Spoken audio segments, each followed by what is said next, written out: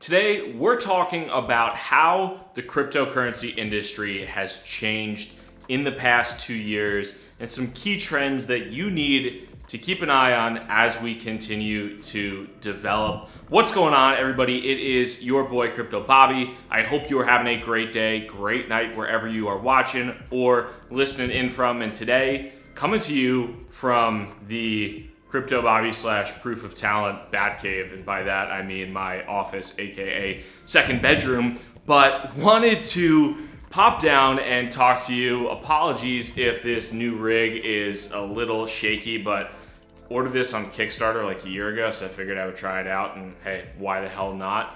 But wanted to talk to you today about how the cryptocurrency industry as a whole has changed since really the 2017 time, when I think a lot of individuals, a lot of you guys might have gotten into it. And part of this was inspired by a tweet from Anthony Pompliano, aka Pomp, the man, the myth, the legend, in regards to builders versus tourists. And it stemmed some ideas that I had just about the industry at large, as well as some thoughts that I had from working full-time in the industry, as well as running my own company now for the past 4 months. I'm at the point where I'm working with over 15 different companies as clients right now, which has been really awesome. But wanted to talk about just kind of my experience as a whole, as I've seen the industry personally change, and some topics I think you probably want to look out for as well. Before we hop into it, figured I'd give you guys a quick look at the old Batcave /setup. I've gotten a couple different requests and comments for this in the past, so figured I'd give you guys the rundown as far as what I actually work from on a consistent basis, where I stream from. It's actually not a bad setup. Have a nice desk. I forget exactly where I bought it from. I think it was Wayfair, but I mean, outside of the desk as a whole, I have a Corsair gaming PC because I used to stream Crypto Happy Hour on my laptop, and it literally got to the point where my laptop was burning, melting. So I got a Corsair gaming PC, even though I don't even game, but got that PC with a nice NVIDIA GPU in it. Have dual monitors, dual HP monitors that I got on these nice mounts that are pretty sweet, actually. Here's the new mic that I'm not using right now. I'm just using a boom mic or shotgun mic, whatever the hell it's called. But here's the Shure SM7B that I do my streaming from for Crypto Happy Hour and that type of stuff. Also have the old setup for the newer setup for my mixer, which allows me to do which I have way too much fun doing. And then here's the stupid camcorder that I use. That was kind of like a cheap Amazon camcorder that I got for streaming, and see my pretty face in there already.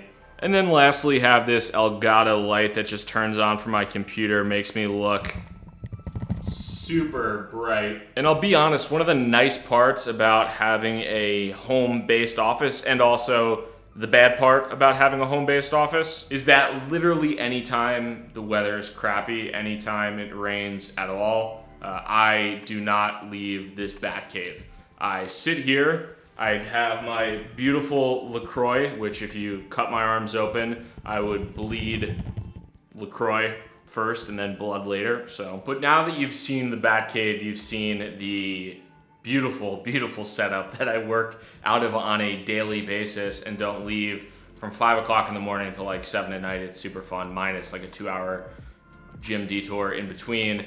Minus that, let's hop in to how the industry has changed. So like I said before, this just topic in general was inspired by a tweet from Pomp, and the tweet itself said this. It said, "The amount of progress companies and products have made in the most recent bear market is impressive. Builders have time to focus while tourists are away." And it brought me to think about how things have changed, because there was a time when you had both the quote-unquote builders and the tourists that were both in the industry, and now a lot of people who joined in 2017 maybe didn't have the level of conviction that other individuals had. Maybe they didn't have the strength of ideas they have come and gone. And it brought me to think about, okay, like how have things changed since that time frame in 2017? And if a lot of you remember, perhaps this is when you got into the industry, perhaps this is when you started putting money into crypto. Maybe it was way earlier, but maybe this was the time where you started watching me, because this is when I started making videos, right? But so 2017, obviously, capital was incredibly easy. There was a time where you could raise 10, 20, 30, 40 million dollars on the back of a 5, 10, 15, 20 page white paper, right? Now, obviously, you can't do that. Nobody is really investing in ICOs. Nobody's really investing in token sales.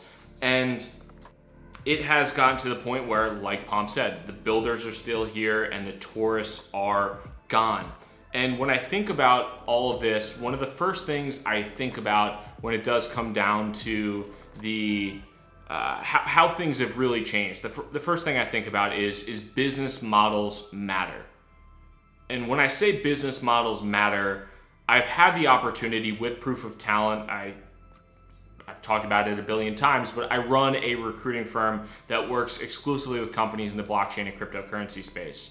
And I have the opportunity to now work with 15 plus companies. I've spoken to thousands of job candidates, many who've been outside of the blockchain, the Bitcoin, the crypto industry, and many of them who have been inside the industry. But I've had some really interesting conversations over time, both from people that have worked in the industry and have had perceptions outside the industry. And some of the stories that I've heard from some people have been really crazy. And I'm not going to name names of the company as a whole or companies, but one particular example, it was somebody that he was an early on employee, a recent college grad, great person, started to work at a company that raised over $10 million in an ICO in late 2017, early 2018. They raised over $10 million.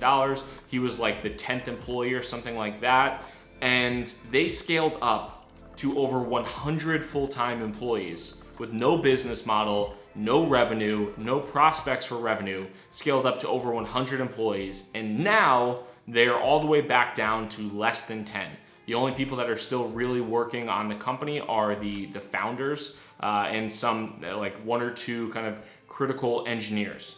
But that level of crazy up and down is somewhat emblematic of the tourist kind of mentality for some of these people that just weren't cut out, not necessarily the employees themselves, but the companies, the people building these companies, really not cut out for the industry. And that, why I mentioned that story in particular is because I do think that business models are incredibly important to the long-term sustainable growth of the industry and some of these companies. When you look at the investments you might put in, when you look at some of the things you put money into, there are still a ton of companies that have raised capital and have large burn rates. And what do I mean by burn rate? It means the amount of money on a monthly or yearly basis that these companies are spending and burning through basically in their bank account, and have not found a sustainable way to earn revenue.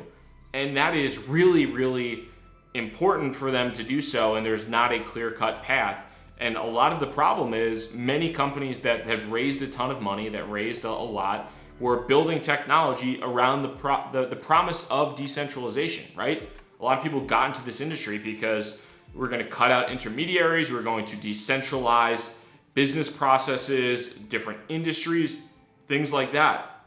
It's very hard to build a business model on something that was initially supposed to be decentralized. How do you do that outside of just selling your tokens on the market and even just generating demand for your tokens? So we've seen this over time in 2017, where in 2017 business models didn't really matter. Nobody had a business model outside of a few companies, and now it is really critical. It is very much a necessity, because otherwise you are just the companies that didn't have business models either are out of business or are trying to figure out a way to raise more money or to just figure out how to sustain themselves and their employees and continue to kind of add value. It's tough for them.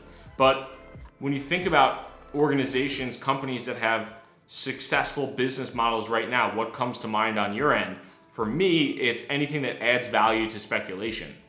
So you have exchanges, you have derivatives, like you have the exchanges of the world, you have the Coinbases, the Binances, you have the derivatives type platforms, the BitMEXs, the Deribits. You have crypto lending platforms like the BlockFis or the Unchained Capitals of the world. You have different data providers as well, like a Nomics or something like that is providing a clean professional API for data. You have things like Tagomi or SFox, which are doing aggregated order books, things like that. So there are a lot of companies that add value and have found successful business models from a trading standpoint, or adding value to the trading ecosystem, but they're not necessarily reinventing the wheel, and there's nothing wrong with that. You don't have to reinvent the wheel within the industry, and that's the problem for a lot of these companies and how things have changed. Is so many people tried to reinvent the wheel and try to do something completely new, but when it came down to it, they couldn't do that in time, or they're just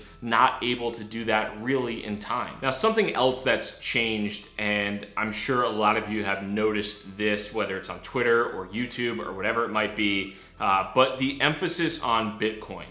And it's really from two different levels. So you have the institutional level, I'll say, and the retail level. Institutional wise, it's always been this way, but it continues to be this way. And when I say institutional, I'm talking about the large traditional financial institutions that are playing in the crypto space. They are all building financial products around Bitcoin. Very few are even touching Ethereum. For the most part, everything is still Bitcoin based because of the confidence in Bitcoin, because of the liquidity in Bitcoin, because of the established nature of Bitcoin, the trust in Bitcoin. Bitcoin is very much still king. When you look at 2017 and you look at 2019, how have things changed? There was a lot of emphasis on altcoins in 2017. There was a lot of work done around altcoins. A lot of that has been consolidated around Bitcoin. I think people were experimenting with different platforms. They were experimenting with different cryptocurrencies. They were trying to build competing cryptocurrencies, but nobody has dethroned Bitcoin yet. And I don't see that happening for the foreseeable future. You might love a different cryptocurrency and you might believe that to be the case, but from my experience working in the industry, as well as talking to these companies that are hiring for people that are building products, if it's from an investment standpoint, the vast majority of them are being built around Bitcoin as a whole. On the other end of the spectrum, you have retail. And when I say retail, I mean the average Joe, average Mary investor on Twitter or on YouTube, or just has a Coinbase account or on Reddit or whatever. And the average user, to me, you've seen this kind of resurgence of Bitcoin maximalism per se. And I don't want to say anything derogatory about, I mean, even the term, we've talked about it before, even the term Bitcoin maximalism can be deemed as derogatory. So I am not going to deride anyone for potentially even for being a Bitcoin maximalist. I've never said that's a bad thing. I will never say that's a bad thing. But you have seen this resurgence of people that are Bitcoin maximalists, and much of it I think is due to the fact that in 2017 a lot of people got into the industry and they fell for the promise of altcoins. They got really into it, they got really involved in it, and they lost a lot of money getting involved with these altcoins. And then, they've looked around, they saw what Bitcoin was doing, and Bitcoin, maybe the pullback wasn't as extreme, maybe they fell in line, maybe they did just some more research on why Bitcoin is more valuable than these other assets and why they want to put their money in Bitcoin. Whatever the reason, there is now a very, very, very strong contingent of Bitcoiners and people that are very much opposed to altcoins, to shitcoins, to whatever you want to call them. And I've seen that as one of the bigger changes. There were definitely Bitcoin maximalists in 2017, but it was not as cool, it was not as sexy to be a Bitcoin maximalist back then, because if you were a maximalist back then, you were basically adhering to your principles. You were not putting money in altcoins. You were missing out on these, the 50, 100x gains that all these shitcoins were getting, and you were sitting back with 5, 10, 15, 20x, which was hilariously unsexy to get a 20x return on your investment, but it was not sexy to be investing in, it was not sexy to be a Bitcoiner in 2017 when you had these high-flying shitcoiners running around. Now it is very much, to me, at least in my opinion, it's very much the opposite, where you basically, the Bitcoiners are the rock stars because they're the ones that have they're the ones that have held on to their capital, they're the ones that haven't lost out of their money, and you have the shitcoiners that are basically frowned upon and looked down upon. So it's been relatively interesting to watch that pan out, but I think that's been one of the big changes of 2017 as a whole. So as the average viewer on YouTube, as the average person, like, what should you think about this? What should you think about the industry as a whole? What should you think about it in the long term? And for me, when I look at this, I think that we are in a really solid place as an industry, within the blockchain, crypto, Bitcoin world. Things are definitely being led by Bitcoin. There is a lot of debate around, and there's a lot of questions around the sustainability of many altcoins. I think that there's just a lot of questions around companies or projects that have yet to build a sustainable business model, and whether or not that they will be able to do that in time, or their token is going to turn into some type of ghost token. But you should absolutely believe and trust that there is a ton of work going on behind the scenes that is advancing the industry in a very positive light and in a very positive way. And I think things are moving forward in the correct manner and in a positive manner in the long run. There's going to be bumps, there's going to be speed bumps, but that's the problem with the Bitcoin industry as a whole, is if you have a short time horizon, if you are impatient, it does hurt you. And because Bitcoin is traded, because cryptocurrencies are traded 24/7, 365, and it is a very volatile industry, it can get the best of people, and it can really just affect your thought process, your decision making,